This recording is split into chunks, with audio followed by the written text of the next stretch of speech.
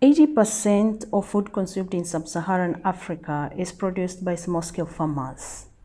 In the year 2017, I started the journey of studying food security systems here in Kenya. This diagram shows the working conditions of small-scale farmers. Among them is climate change. These farmers have always had a challenge with high cost of production and accessing stable markets. In this conversation, I am joined by His Excellency Ambassador Peter Martins. Currently, he is the ambassador of Belgium to Kenya, Somalia, Eritrea, Madagascar, Seychelles, Comoros, and permanent representative to UNEP and Habitat with residence in Nairobi. Mr. Peter has worked in different African countries through the Belgium Foreign Affairs Ministry. Interestingly, part of his secondary education was earned here in Kenya. His father was the Belgium ambassador to Kenya from the year 1975 to 1993. No, 79. 79? Yeah. Okay. From 1979 to 1993, did I get that right? No, it's from 1975 to 1979. Oh, 1975 to 1979. Yes. Okay. Sorry. Okay. Mr. Peter's bio is long and productive. I only hope he can educate us as we go along. Mr. Peter, thank you for joining the Food Security Podcast. Welcome. Thanks for having me. Yes. So, in the recent past, the Belgium Embassy has supported projects to restore crisis-hit agricultural production systems via the UN Food and Agriculture Organization FAO. Mm-hmm. Sustainable agriculture ought to be accompanied by sustainable business models. Mm-hmm. This means that small-scale farmers will have a stable market. How is Belgium achieving this? Oh my goodness. Mm-hmm. That's a really, really broad question. Yeah. Look, the way we fund these large-scale programs through the UN is through what we call non-earmarked funding to the organizations like WFP, like the FAO, UNDP, UNICEF. Those are the main programs that deal with food security and agricultural issues. And basically, we give those organizations a check, and we let the organizations decide by themselves. Okay. Obviously, we're part of the we are part of their General Assembly, so we have a say in the program in how the programs are designed and how they're implemented, and then afterwards in the auditing and the follow-up. But it's basically the organization's decisions. We let the organizations decide for themselves. You know, that has the advantage of being a very flexible way, or being a very giving the organizations the autonomy to decide amongst themselves or within themselves how the money gets spent. But it also has the disadvantage that our programs and our contribution is much less visible than if we were to plant a flag on a program or on a project, and have an earmarked funding within an organization. I know a lot of our colleagues do earmarked funding. Yes. They say, here, we're giving you $2 million and you have to do this project in Kenya, or in Malawi, or in Ecuador, or in Myanmar, or in Cambodia or Laos. Yes. We don't do that. We say, here's $5 million or here's $10 million, and you make sure that it goes towards food security in the countries that need that kind of work. Okay. Interestingly, when I was going through your an article from Belgium, interestingly, you are targeting agriculture as much as we need the short term. In combating food insecurity, we need sustainable agriculture. That's true. Why are you so concerned with agriculture more than? Well, I guess a lot of that has to do with the same kind of philosophy that's behind the non-earmarked funding. No single country can do everything. Sure. So you pick a country, you pick a topic, yes, and you go for it. Yes. and you hope that other countries pick other topics and that there's no duplication. Sure. Well, not only you hope, you try actually even and coordinate it with others. Yes. And that's how you end up doing things. You're doing very specific things that may not cover the whole problem. And you just hope that somebody else does the other aspect. Yes. So I've been talking to some of the founders and CEOs who are involved in micro businesses, and one of my biggest concern is if we don't make policies that are sustainable for micro businesses, ultimately the small scale farmers are going to lack a stable market. Sorry, it is through the stable market that the end user also gets to access the food. Absolutely. I agree. I completely agree. But at the beginning of the chain is a small scale farmer. Exactly. So he needs to be able to do small scale farming. And if the whole chain needs to be assisted or supported, yes, then, like I said, we can't all support the whole chain. Sure. We support bits of the chain, and Sure. and probably I'm guessing because of the expertise we have in Belgium in terms of tropical agriculture, and that's when you're talking about agriculture in the I know the term is controversial, but in the global south, if you're talking about agriculture in the global south, it's largely tropical agriculture, and we have some expertise in that, and that's the expertise we're making available. Okay. And it's about the agricultural side. At some point, I'm sure there will be a point where we want to be, where we'll be more active on the commercial side. But right now, if you're looking at the whole chain, we pick the side of we pick that part of the chain that supports the small scale farmer. Exactly, of course. And then let somebody else help him find, let somebody else develop the stable markets and how to market and how to get to market, etc. Sure. And oh, by the way, it's not just how to get to market; it's also building the infrastructure to get to market, building the markets, building the roads. The financing of growth, because a small scale farmer can get bigger. So how do you access finance, etc., etc. Those are all elements of that chain that somebody needs to make his expertise available for. Exactly. And with us, at this point, with us, it's on the agricultural side. Okay. So you see the complexity Of course. of the food security system, because of course you need to start with a small scale farmer, because if there's no production, there's no distribution. Then there's no need to go to a market. Exactly. So one of the biggest problems I found when I was doing my research was that small-scale farmers don't have accessibility to soil management services, specifically soil testing. And that raised the question, if what we eating certain food, nutrients, they come from the soil, right?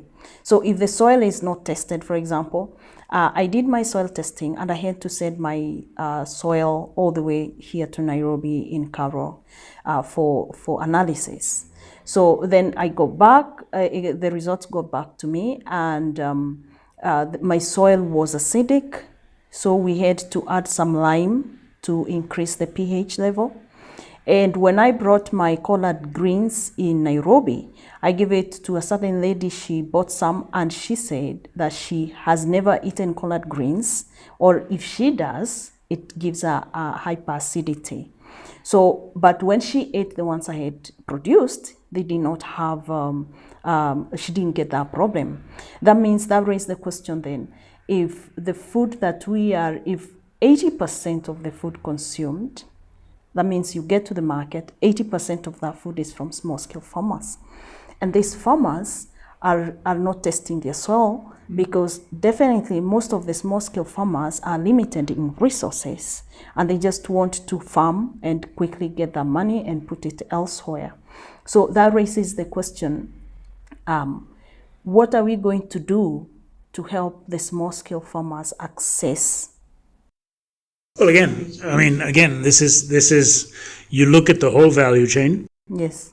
From the farmer to the consumer. Yes. You look at every aspect of that value chain, and basically, if there needs to be assistance to small-scale farmer, whether that comes from abroad or comes from your own government. Yes. Every step of the way, there needs to be a political decision made to do something for that step. Exactly. Now, if you need donor help for that, try and convince a donor to help you. If it has to come from government, try and make it come from government. Yes. What I think one of the main, I don't want to call it a problem, but one of the most important aspects of our relationship today between the quote unquote global North and the quote unquote global South is that we're at a turning point. We're coming to a point where I think we in the North can actually stop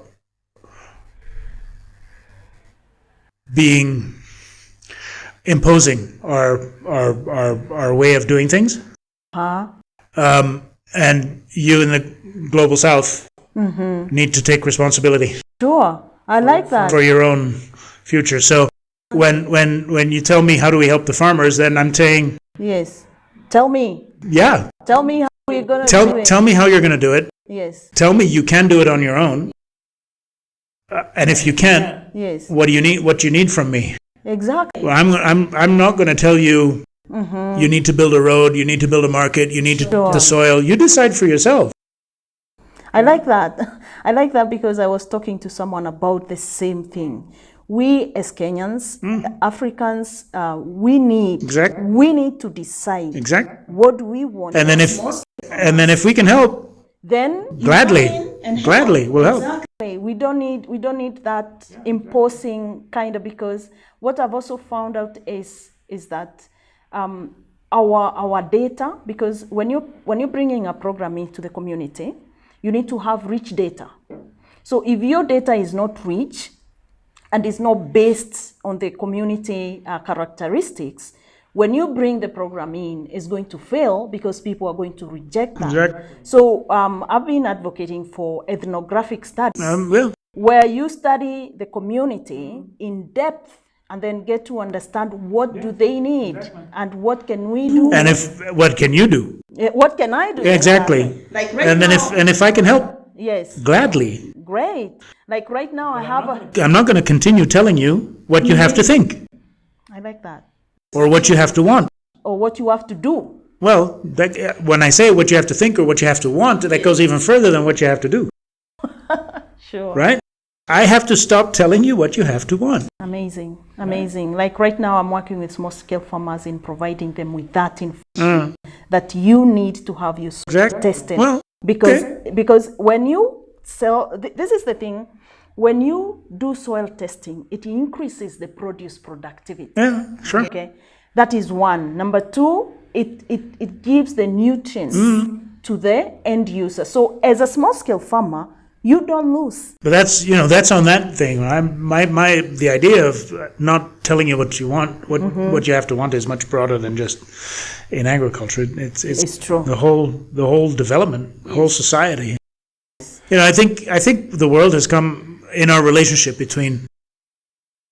especially between Europe and Africa. We're at a watershed. We're at a very important moment. So Kenya's been independent for 60 years. Sure. Right? Yeah. And let's assume for a moment the colonial era started in 1905. And Kenya became independent in 1963. Yes. So Kenya has pretty soon, well, actually it's already happened, Kenya has been independent longer than it was ever a colony. That's true. Right? That's true. Secondly, and that's going to happen in every African country in the next couple of years. Yes. Every African country will soon have been independent longer than it was a colony. Round about the same time, yes, African countries will have presidents, heads of state, who were born in the independent country of which they're a head of state. Right? Yeah. Kenya's already there. It is there. Yeah? It is there. President Ruto was born after independence. True. President Kenyatta was not born after independence. He was born in 1961. Oh, yeah. Right? Yeah, sure. He was a little boy, but he was born before independence. It's true. President Ruto was born after independence. Sure. I think that's a watershed. I think those 2 points in history, point where you've been independent longer than you were a colony, and the point where you have a president that was born in your independent country, Wow. I think we need to look at that as a watershed where we change our relationship, where we reset our relationship. Like I said, where we stop telling you what you have to want, Sure. right? Yeah. And maybe, at the same time, you can acknowledge that some of the stuff that's going wrong now, here, Yes. not all of the stuff that's going wrong finds its origin 200 years ago. It's true. Some of the stuff that's going wrong now True. started after, After. It's true. You're right. right? You're right. So if you acknowledge that, and we acknowledge that we have to stop telling you what you have to want, we've Wow. reset our relationship. Sure. No? That's amazing. Don't you think? I do think so. That is really amazing, because even there are some projects that after colonization we were not able to sustain them, and if we did, we would be a little bit further than where we are right maybe. now. Amazing. That is very amazing. It is. It is. And rethinking our relationship Yeah. is very important as we move forward. And there's no one. See, when you said that the food security system is complex, it's long, there's the production, the distribution, there's the retail. You can't do it all. You have chosen the small scale farmers, isn't it? Someone else has to come and help in distribution, and another one in retail. And then we are going to have to work together to achieve that, without one party imposing to the other what you need. You decide what you want, and if you think we can help, we think we can help, Yes. then gladly. Wow. But let's make that the conversation rather than us making conditions and you assuming that you're going to get it for free. True. I like that. Right? I like that. I like that, as assuming you're going to. Isn't that that's an adult relationship? It is an adult relationship, and that's what we Exactly. need. And Kenya has gotten to that point where we. I think so. Yes. And with my history, like you said, having finished secondary school here, Kenya's been part of me for 50 years. Sure. Yeah, my dad first arrived here in 1975, so that's almost 50 years ago. Yes. So I know I think I know how we can have an adult relationship. Wow. Please educate us. Because I've been watching it for so long. No, I don't need to educate you. Really not. You know enough. You educate me. You educate me. You tell me what you need. Yeah. And if I can, I will. If you can have time, maybe you can visit this mosque. Yeah, I'd love to. Yes, and see what. Yeah, I'd love to. And maybe if there's something you can help in that, Sure. then you help in Let's do it. that, because that's what we need. As much as we have skills and we have and you have skills, we need to combine Sure. them and achieve something great. But I mean, I don't think there's very much I can add. Huh? Yes. I mean, I think your farmers know exactly what they need. Exactly. They do know what they need, Exactly. and they need the support as well to articulate, to action, to make the action doable. I mean, to do what Absolutely. they need to do, they do need that support, and that's really amazing. And I like what you're saying. We need to move our relationships from so to speak, dependency Yep. to self-reliance. Yes. And self-reliance has also to understand, has the aspect of us understanding what are our needs and how are you going to achieve Absolutely. that. And then in that journey, point out the people who can come in and help that, Yeah. because that kind of prosperity needs the support Yeah. to helping that. Yeah. That is very amazing, and I am more inspired, so to speak, in doing that. So when I came in, I saw your vertical gardens. That is really good. I'm going to have some of the Please, herbs please. and make some herbal tea. Karibu sana. It's so amazing. Yeah. I saw that. I was like, wow, this is. Oh, but the one here, the herb wall here at the entrance is only one of three. I have two more. Oh, really? Plot, yeah. I have a vegetable garden and then another herb garden near the kitchen. I should see that. Yeah. Because I also have another group of farmers who are doing organic farming, and I visited Real IBM. Have you heard of Real IBM? No.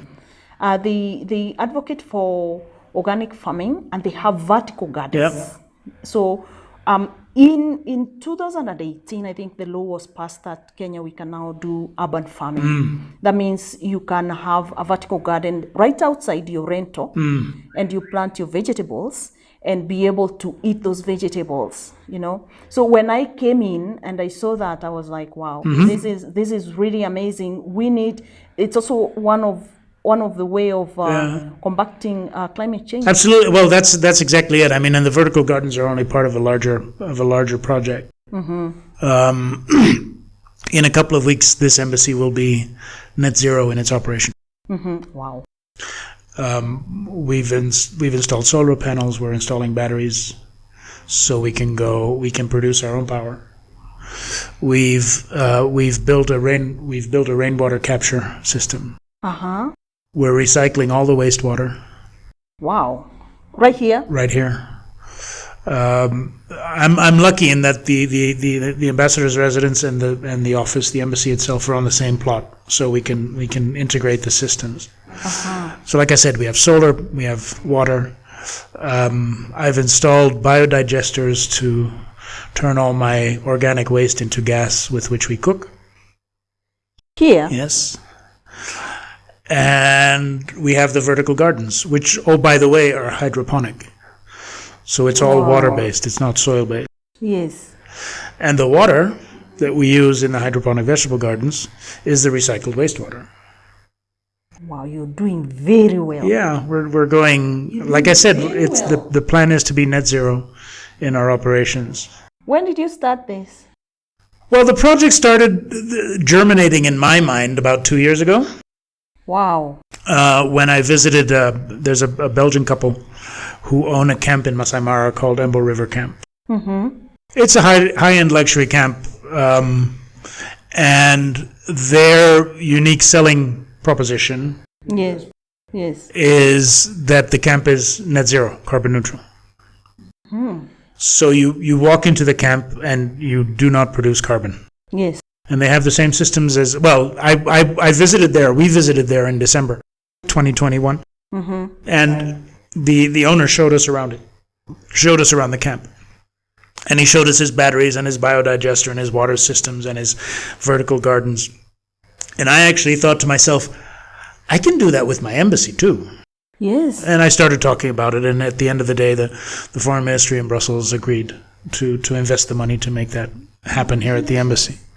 And so we're going to be the first Belgian embassy worldwide to be net zero, and the first embassy here in Nairobi to be net zero. I can only imagine that, because I've not had. And I'm showing it off once it's all installed. Wow. If you hear any background noise, that's the construction going on. I was wondering what's going on. And we're going to show it off. Hopefully inspire others, not just embassies, but others. Yes. Because you see, if my Belgian compatriot who has his camp, Embo River Camp in the bush in Masai Mara, can do it. And an embassy here in Nairobi, yes, everything in between is possible as well. And it doesn't have to be the whole system. It doesn't have to be and the solar and the biodigester and the water and the vertical gardens. It can be just one of them. Wow. Or two. You know? As long as you make an effort. As long as you make an effort on one part of the large, just like your small-scale farmer has a whole value chain. There's various aspects, and they're all different. Yes. And they all get supported differently. Yes. Well, here as well, there's 5 or 6 different sides to this, and all of them can be done at the same time, or one of them, and you're already making a contribution. Yes. Right? Yes. I mean, it's easy if we're talking about combating climate change, it's easy to say this has to come from the government. Because only the government can install geothermal, or only the government can install solar parks which are big enough, or only the government can do wind which is efficient enough to provide the kind of energy we're looking at to as a society to become net zero or carbon neutral. Yes. That's true. Only the government can do those big things. But the individual has to play his part as well. True. Right? True. And why not capture all your rainwater and use it? Why not recycle your wastewater and use it? Why not have a vertical gardens? Let's look at vertical gardens. Okay, you're talking about small scale farmers. Your grandfather probably had a 10-acre plot. Yeah, right? Some land, yeah. Which means that your father had a fraction of that. Sure. Because if your father had, let's say, 4 brothers, right? Then each of the boys gets 2.5 acres. Sure. Right? That's true. Now all of a sudden, what your grandfather fed his family with has been reduced to 2.5 acres. True. Right? Wow. And your father, maybe he has 4 children as well. Or now let me make it simple. 5 children as well. Yes. Right? Yes. So now every one of these children has what? Half an acre. So how are you going to feed the same kind of family that your grandfather fed On only half an acre instead of 10? You know how? Vertical gardens. Yeah, that's true. Right? Yeah, that's true. And our vertical garden has another little twist to it. It's a hydroponic vertical garden. So the plants are embedded in volcanic pumice, in volcanic rocks. And we water them 2 minutes, 3 minutes, twice a day. That's it. 2-3 minutes. 2-3 minutes, twice a day. It goes through the rock. The water falls at the bottom of the vertical garden and gets recycled. We should be doing this podcast right there. My herb garden, Yes. which has all the herbs that I need to run my kitchen, has a 50-liter tank. 50? 50. That's all. 50 liters? Yeah. That's all the water I need to run that thing all the time. How long does the 50 liters take you for? As long as it continually gets recycled. And once in a while you add some nutrients to it, and the nutrients, guess where they come from? The recycled wastewater. The microparticles in there are nutrients. We need to scale this up. Yeah. You need to homesteads. Yeah. Homesteads. Your whole social problem. Because it's a big social problem. The division of land. It's a big social problem. Like I said, the grandfather who had 10 acres and the grandkid now ends up with half an acre. Yes. That's a social problem. That's not just an agricultural problem. It's true. It's a social problem. You can solve it by growing vertically. Wow. I am so inspired. Seriously, I'm so inspired. Well, The fact that, this is one of the things about leadership. Leadership is not about talking, it's about doing. Well, when you do and others see, it's an inspiration. You're leading by example, and that is very powerful. I think that's one of the reasons why, both, my idea to do this and my ministry agreeing to help us do it, because it was a bit of an investment. But again, it's a big plot of land and it's a big building, and it's a lot more than it needs to be for a small scale farmer or an individual. But one of the reasons why we're making this investment is precisely that, to be an example, to show people that what's feasible and what can be achieved. Great. So what lessons have you learned from it so far? That it can be done. Great. Isn't that the best lesson of all? It is.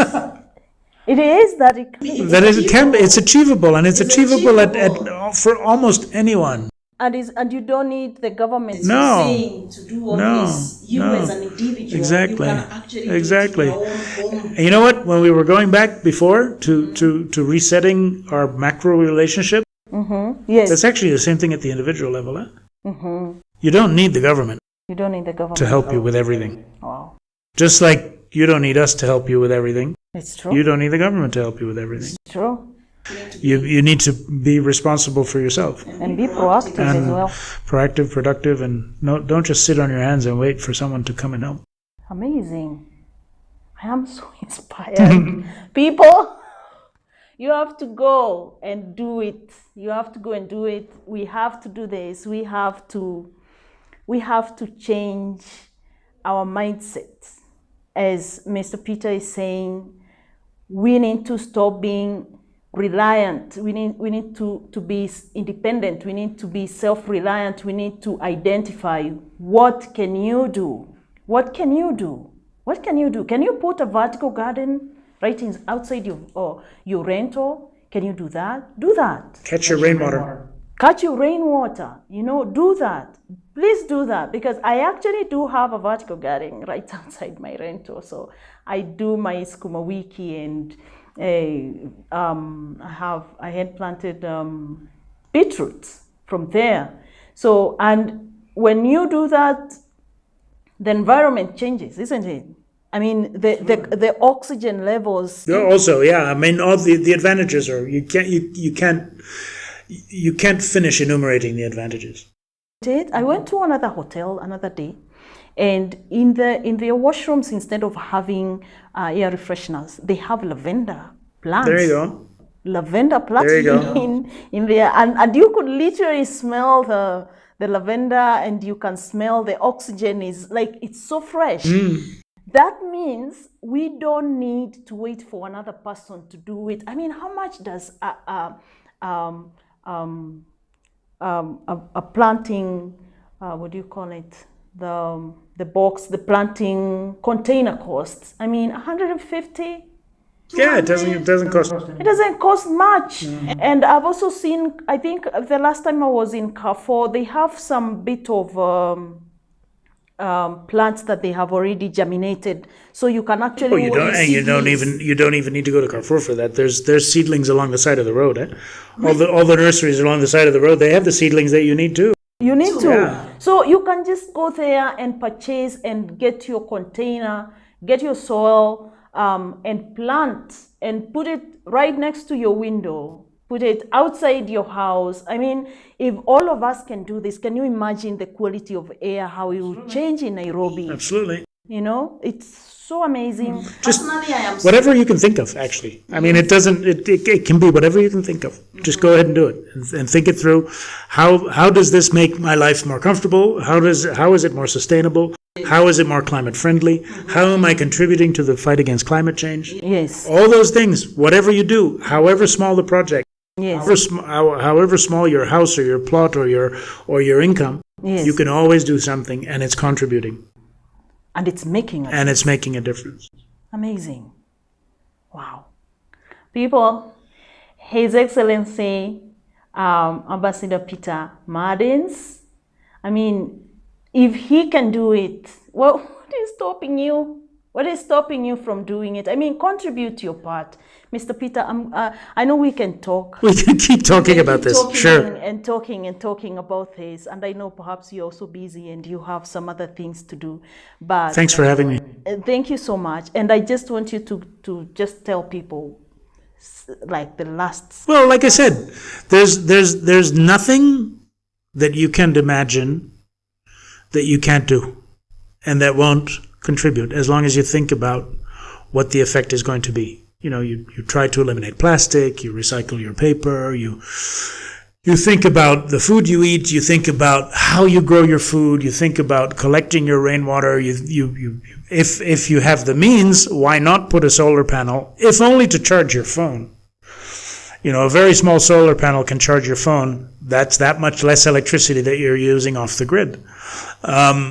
Whatever you can do, just go ahead and do it, because whatever you can do contributes. And, for the sake of, maybe these are big words, but for the sake of humanity, do what you can, and that'll be enough. I will do my part. Will you? Thank you very much. Thank you so much, Mr. Peter, for having me. It has been such a pleasure. Same here. I have been your host, Patricia Henry. I am a nutritionist, and thank you so much for listening and watching. Bye-bye for now. Thanks.